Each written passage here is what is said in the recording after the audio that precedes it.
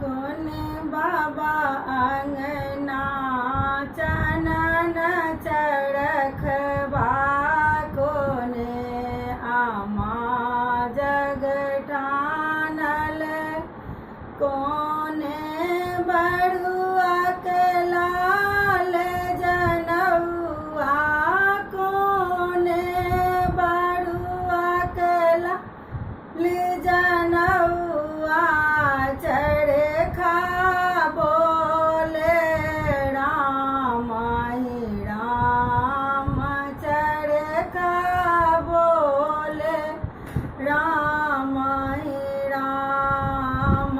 दशरथ बाबा अंगना चानन चरखबा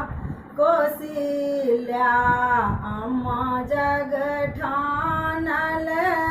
चारू बड़ुआ के लाल जनौआ चारू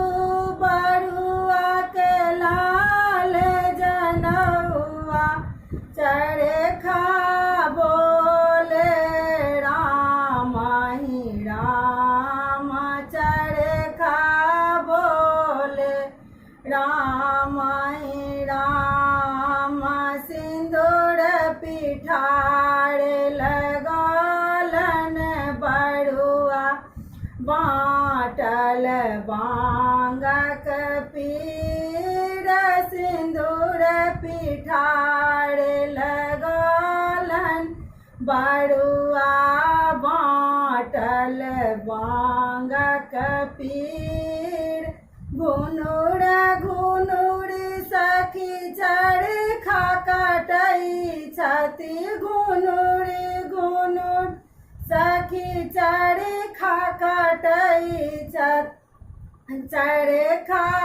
बोले